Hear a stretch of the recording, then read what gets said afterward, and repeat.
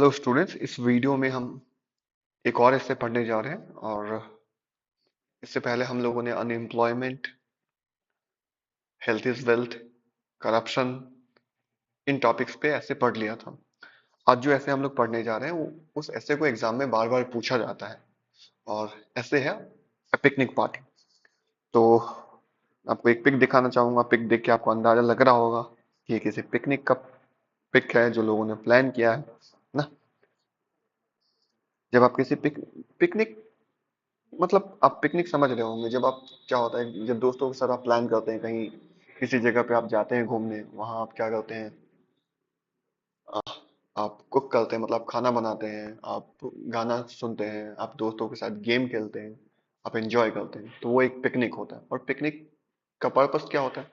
तो जिंदगी में क्या होता है, जिंदगी में आप जैसे आप स्टूडेंट हो तो एक ही काम आप रोज करते हैं। आप स्कूल जाते हैं, स्कूल से वापस आते हैं, फिर पढ़ाई करते हैं, फिर कोचिंग जाते हैं। मतलब जिंदगी में हमेशा एक एक ही रूटीन में जिंदगी डाला होता है। तो कभी कभी क्या होता है, मन उबता है। तो जब आपका मन उबता है तो आप कुछ डिफरेंट करना चाहते हैं। तो उस अगर आप कुछ डिफरेंट करना चाहते हैं, कहीं घूमना चाहते हैं, कहीं जाना चाहते हैं, तो उस उद्देश्य को पूरा करने का पिकनिक पार्टी एक बहुत ही अच्छा तरीका है। जहां आप अपने दोस्तों के साथ कहीं घूमने जा सकते हैं, आप थोड़ा सा समय उनके साथ स्पेंड कर सकते हैं, आप म्यूजिक सुन सकते हैं, आप कोई गेम खेल सकते हैं, है ना। तो पिकनिक पार्टी आपको इन सब चीजों का अवसर प्रदान करता है।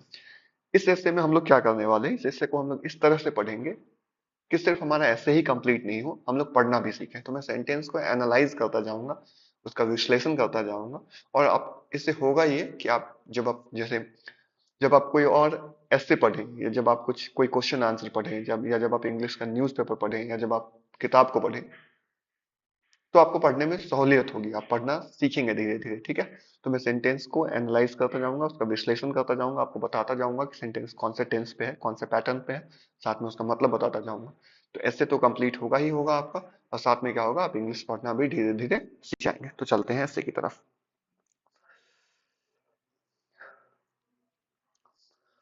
उम्मीद है आपको स्क्रीन पे दिख रहा होगा। A picnic party is a delightful break from the routine of daily life.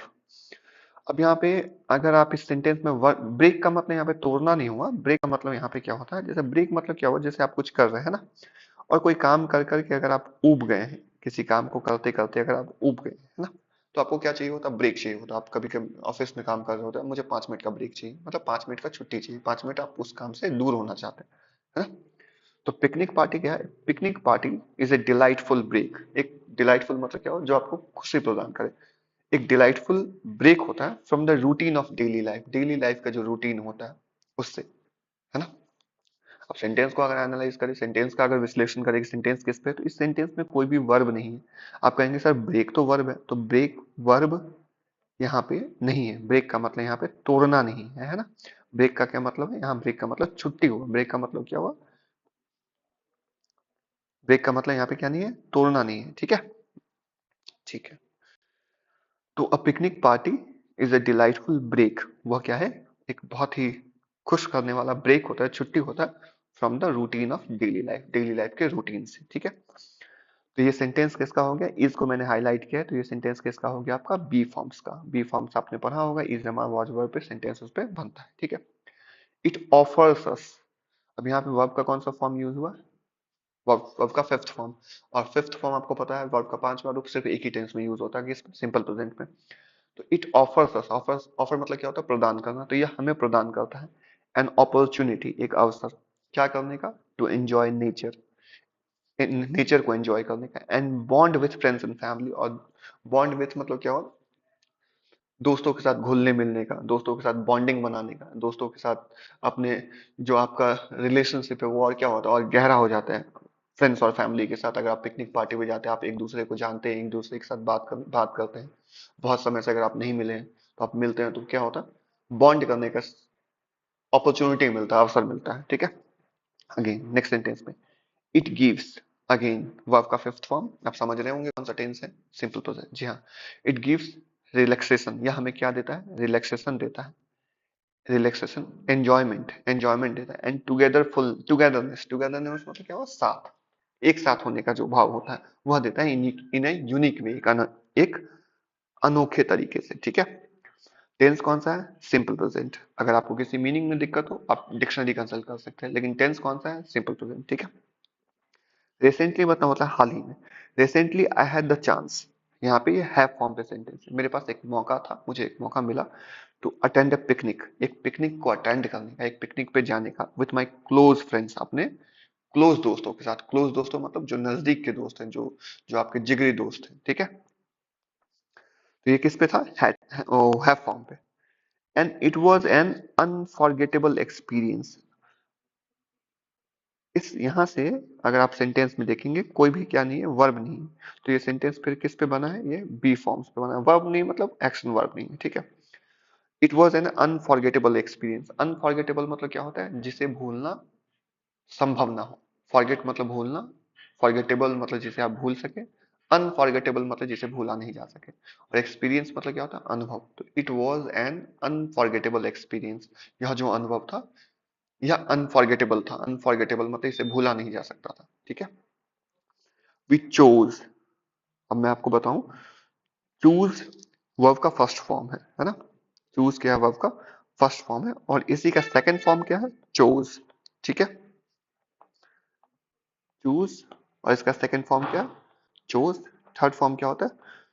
Chosen. तो सेकंड फॉर्म आपको पता होगा, वर्ब का सेकंड फॉर्म कौन से टेंस में यूज होता है? सिंपल पास्ट में। तो ये सेंटेंस कौन सा हो गया? Simple past. वी चोज, हमने चुना, अ ब्यूटीफुल स्पॉट। स्पॉट मतलब क्या होता है? जगह। एक बहुत सुंदर जगह हमने चुना, बाय रिवर, किसके बगल में? नदी के बगल में, ठीक है। आप यहाँ देख सकते हैं कि जब आप पिकनिक वगैरह पे जाते हैं तो अक्सर आप कौन सा जगह चुनते हैं? किसी नदी के बगल का, है ना। जो जो माहौल होता है वहां बड़ा खुशनुमा होता है, नदी बह रहा होता है, पहाड़ होता है, हरियाली होता है ना। वहां जाके आप खाना बनाते हैं, आप दोस्तों से बात करते हैं, कोई गेम खेलते हैं, म्यूजिक सुनते हैं, तो उसका जो मजा होता है वो अलग ही होता है ना। वो आपको वहाँ आप जो 1 घंटा 2 घंटा 5 घंटा वहां आप अपने दोस्तों के साथ बिताएंगे, उससे जो अनुभव होगा वो अनुभव बहुत ही शानदार होता है, अनफॉरगेटेबल होता है, जिसे आप भूल नहीं पाएंगे, ठीक है। तो we chose a beautiful spot, हमने एक बड़ा सुंदर सा स्पॉट चुना, बाय रिवर, किसके बगल में? एक नदी के बगल में। द लोकेशन वाज, लोकेशन मतलब जो जगह था, location was perfect, again B का फॉर्म, बी फॉर्म का सेंटेंस है ना। टॉल ट्रीज, बड़ा बड़ा पेड़। The gentle sound of the flowing water, flowing water मतलब बहता हुआ जो पानी था, उसका जेंटल सा बहुत सुंदर सा साउंड आ रहा था वहां पे। एंड द ओकेजनल, ओकेजनल मतलब क्या होता है? कभी कभी। चर्पिंग ऑफ बर्ड्स, वहां पे चिड़िया का जो चहचहाट था, चहचहाट था, चहचहाट, क्या बोलेंगे उसको? चिड़िया का चहचहाना, है ना। मेड द एम्बियंस ब्यूटीफुल, जो एम्बियंस मतलब होता है वहां का माहौल, उस माहौल को क्या बना दे रहा था? सुंदर बनाया था, है ना। सोचिए आप, लोकेशन कितना शानदार है। The location was was by a river, वो किसके नजदीक था? किसके बगल में था? रिवर के बगल में था। वहां पे क्या था? टॉल ट्रीज, है ना, बहुत बड़ा बड़ा पेड़, है ना।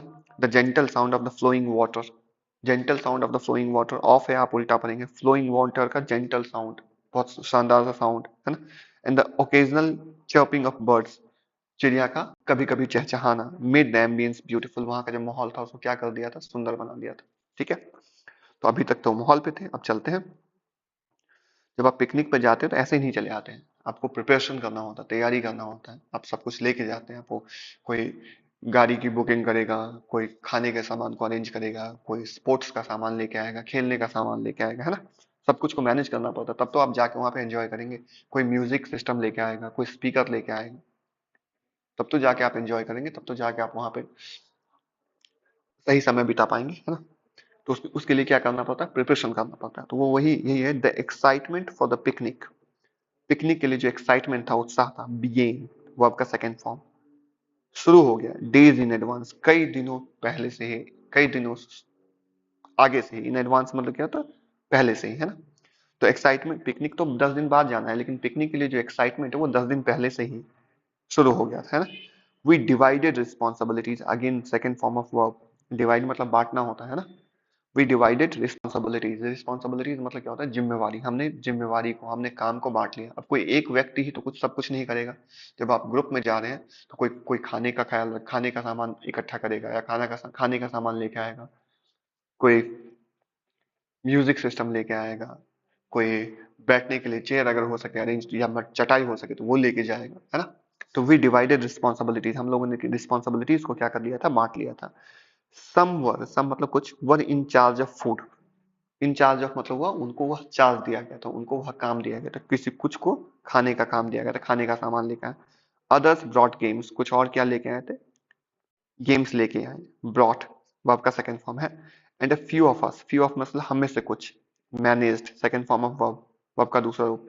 मैनेज्ड, हम में से कुछ ने मैनेज किया। ट्रांसपोर्टेशन मतलब वहां जाएगा तो आपको गाड़ी बुक करना पड़ेगा। ट्रांसपोर्टेशन मतलब यातायात है ना, आएंगे जाएंगे कैसे, वो कुछ ने वो मैनेज किया।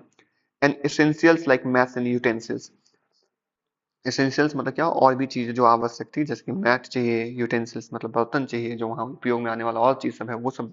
तो सब ने क्या कर दिया था, काम बांट लिया था, है ना। On the chosen day, on the chosen day मतलब जिस दिन जाना था, चुने हुए दिन पे, है ना। On the chosen day we left, verb का सेकंड फॉर्म, हम लोग निकल गए, है ना। अर्ली इन द मॉर्निंग, सुबह में जल्दी ही। To make the most of our time, अब मेक द मोस्ट ऑफ मतलब क्या होता है, ये एक फ्रेज है, इसका मतलब होता है सबसे ज्यादा फायदा उठाना। तो अपने समय का फायदा उठाने के लिए हम लोग क्या निकल गए, जल्दी सुबह में निकल गए। अब आपको पिकनिक एंजॉय अगर करना है तो आप जल्दी पहुंचेंगे तब तो एंजॉय कर पाएंगे। अब शाम में पहुंचेंगे और शाम में ही वापस लौटना है तो कोई क्या ही एंजॉय करेगा, है ना। तो इन लोगों ने क्या किया, इन लोगों ने मतलब they left early in the morning, सुबह में जल्दी निकल गए, ठीक है। और जब पिकनिक वगैरह पे जाते हैं तो किसी बस में जाएंगे, कहीं भी जाएंगे, तो क्या करते हैं, बस में लोग गाना गाते रहते हैं, है ना। गाना गाते हैं, कोई म्यूजिक सुनते हुए जाते हैं, 10 लोग होते हैं, 5 लोग होते हैं, तो दोस्त आपस में बात करते हुए जाते हैं, तो वो यात्रा जो होता है वो खुद ही बहुत एंजॉयबल होता है, उसमें खुद ही बहुत मजा आता है, जाने में ही बहुत मजा आता है, बस में ही बहुत अच्छा लगता है। तो यही लिखा हुआ है, the journey it self was enjoyable, journey he enjoyable था। वहां पहुंचना, जो बस से ये लोग जा रहे थे, तो वो जाने की जो यात्रा थी वही बहुत एंजॉयबल थी। उसमें फिल्ड विथ लाफ्टर, सब लोग हंस रहे थे, एंड म्यूजिक, और वो किससे भरा हुआ था, वो यात्रा जो था उसमें हंसी था, ठहाका था और म्यूजिक था, ठीक है। अपॉन रीचिंग द स्पॉट, इसका मतलब है उस स्पॉट पे पहुंचने पे। वी स्प्रेड, वर्ब का सेकंड फॉर्म, स्प्रेड मतलब क्या होता है, फैलाना। वी स्प्रेड आवर मैट्स, हमने अपने चटाई को क्या किया, फैलाया। अंडर ए लार्ज ट्री, एक बहुत बड़े पेड़ के नीचे, ठीक है। यहाँ प्रीपोजिशन है, देख लीजिए, under, under a large tree मतलब पेड़ के नीचे, ठीक है। ठीक है। And unpacked, again second form of verb, ठीक है। अनपैक्ड द डिलीशियस फूड, जो खाना ये लेके आए थे उसको इन्होंने क्या किया, अनपैक किया। अनपैक मतलब क्या, पैकेट था तो उसको उन्होंने खोला, है ना। आफ्टर द मील, सबने वहां पे खाना खाया। We engaged in, again second form of verb, we engaged in various activities, इन्होंने बहुत सारा काम किया, है ना, बहुत सारा अलग अलग चीजों में ये व्यस्त हुए। सम प्लेड बैडमिंटन, कुछ ने बैडमिंटन खेला। अदर्स एक्सप्लोर्ड द एरिया, कुछ और थे, एक्सप्लोर मतलब घूमना टहलना, आगे जाके देखना क्या है कैसे है अगल बगल में, तो उन्होंने उस एरिया को एक्सप्लोर किया। एंड ए फ्यू, और कुछ ऐसे भी थे, रिलैक्स्ड बाय द रिवर, जो कहीं नहीं गए, वो रिवर के बगल में रिलैक्स कर रहे थे, लेटे हुए थे, है ना। अब सोचिए कितना मजा आ रहा होगा, कुछ बैडमिंटन खेल रहे हैं, कुछ इधर घूम रहे हैं, कुछ कुछ वहाँ क्या कर रहे हैं, नदी के बगल में रिलैक्स कर रहे हैं, है ना। आप एक बार फिर से मैं आपको फोटो दिखा देता हूँ, ये देखिए कैसा एम्बियंस रहा होगा। कुछ यहाँ यहाँ बैठे होंगे, टहल रहे होंगे, कुछ इधर घूम रहे होंगे, ठीक है, कुछ यहाँ पे रिलैक्स कर रहे होंगे। फूड लेके गए थे ये लोग तो भोजन किया होगा, ठीक। आगे, एज द आफ्टरनून अप्रोच, जैसे दोपहर आया, है ना। We sat by the river, ये लोग बाय द रिवर मतलब रिवर के बगल में, है ना, रिवर के साइड में, ठीक है। एज द आफ्टरनून अप्रोच, ये भी सेकंड फॉर्म ऑफ वर्ब है। जब ये पिकनिक पार्टी मतलब क्या हुआ, जब पिकनिक पार्टी आप करके आए हैं ना, उसके बारे में लिखना है। तो जब भी आप करके आए मतलब पहले हो गया, पहले हो गया मतलब second form of verb use होगा, है ना। We sat by the river, हम लोग नदी के बगल में बैठे। शेयरिंग स्टोरीज, शेयर मतलब एक दूसरे को सुना रहे थे कहानी। And reflecting on our life, आप अपनी अपनी जिंदगी के बारे में क्या कर रहे थे, सोच रहे थे। कभी कभी होता है जब आप नदी के बगल में बैठे तो आप अचानक से सोचने लगेंगे सब कुछ के बारे में, क्या है कैसे है जिंदगी में, क्या चल रहा है कैसे चल रहा है ना। द पीसफुल सराउंडिंग, सराउंडिंग मतलब वातावरण, पीसफुल मतलब शांत, जो शांत वातावरण था। प्रोवाइडेड, सेकंड फॉर्म ऑफ, उसने प्रोवाइडेड द परफेक्ट अपॉर्चुनिटी, एकदम बहुत शानदार अवसर प्रदान किया। टू रिलैक्स, रिलैक्स करने का। And appreciate the simplicity of life, और जिंदगी के सिंप्लिसिटी को अप्रिशिएट करने का। होता क्या है, जब आप बहुत बिजी होते हैं, बड़े बहुत बड़े शहर में रह रहे होते हैं और भागा दौड़ी वाला जीवन होता है, अस्त व्यस्त जीवन होता है, तो जिंदगी कितना खूबसूरत है, उसको, उसके ब्यूटी को, उसके सुंदरता को आप अप्रिशिएट नहीं कर पाते हैं, है ना। लेकिन जब आप किसी नदी के बगल में बैठे, किसी समंदर के बगल में जाके बैठे, खुले आसमान के नीचे बैठे, है ना, पहाड़ों में जाएं, तो आपको समझ में आता है कि जिंदगी बहुत खूबसूरत है, ठीक है। अब इन्होंने गेम भी खेल लिया, बैठे भी, बात भी किया, लंच भी कर लिया इन्होंने। अब क्या हुआ, सूरज डूबने लगा। As the sun begin to set, set मतलब क्या हुआ, डूबना, begin second form of verb. जैसे जैसे सूरज डूबने लगा, द स्काई टर्न्ड ऑरेंज, जो आकाश था वो किस रंग का हो गया, गुलाबी रंग का हो गया। ठीक है, टर्न ऑरेंज, बहुत अच्छा शब्द है ना। एंड पिंक, पिंक कलर का हो गया, ऑरेंज कलर का हो गया।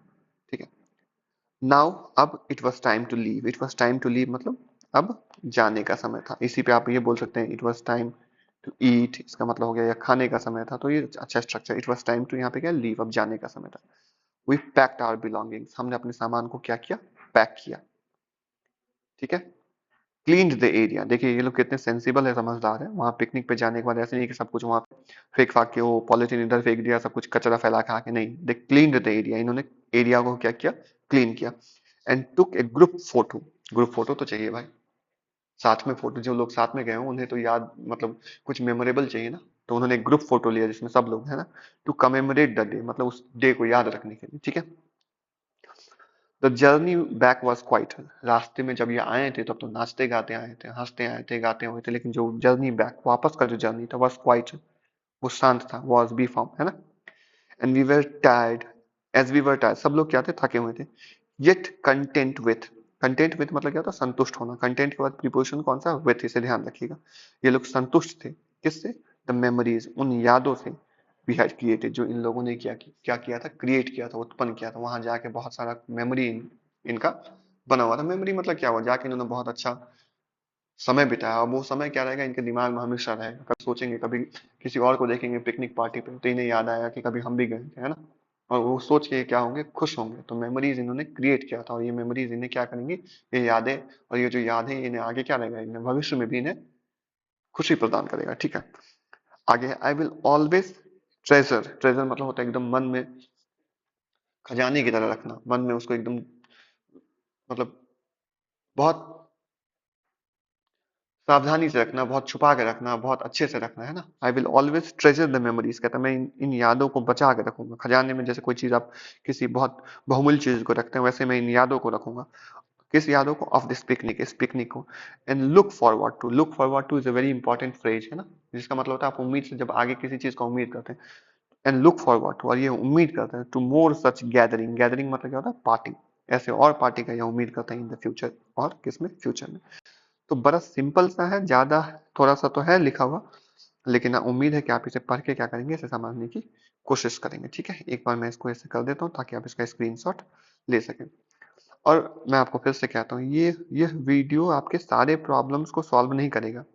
अगर आप पढ़ना चाहते हो तो उस पढ़ने में ये वीडियो क्या करेगा, आपकी मदद करेगा। अगर आप ये सोचते हैं कि नहीं इसको ऐसे बना दो कि एग्जामिनेशन में ये कर दूं वो कर दो, तो नहीं, आप इसे पढ़िए, पढ़ के समझने की कोशिश कीजिए। फिर आपको अगर लगता है 150 वर्ड में इसको छोटा करना है, तो आप अपने हिसाब से कुछ लाइंस को ओमिट कर लीजिए। ठीक है, ओमिट करने वाला कुछ लाइंस को छोड़ के लिख लीजिए। ठीक है, तो ये लेकिन इम्पोर्टेंट है। ठीक है, ये एग्जामिनेशन में आने का चांस रहता है, 2 बार 3 बार शायद एग्जाम में आया भी है। तो आप इस ऐसे को एक बार पहले इस वीडियो को देखें, वीडियो को देखने के बाद वर्ड्स को नोट कर लें, उसके बाद मेरी बातों को सुन लें, और दोबारा उसके बाद क्या करें, सिर्फ स्क्रीनशॉट लें, कॉपी में लिख लें, और खुद से पढ़ने की कोशिश करें। अगर आप ऐसा करेंगे और पढ़ने में सक्षम हो जाते हैं, तो कॉन्ग्रेचुलेशन, आप सीख रहे हैं। ठीक है, थैंक यू।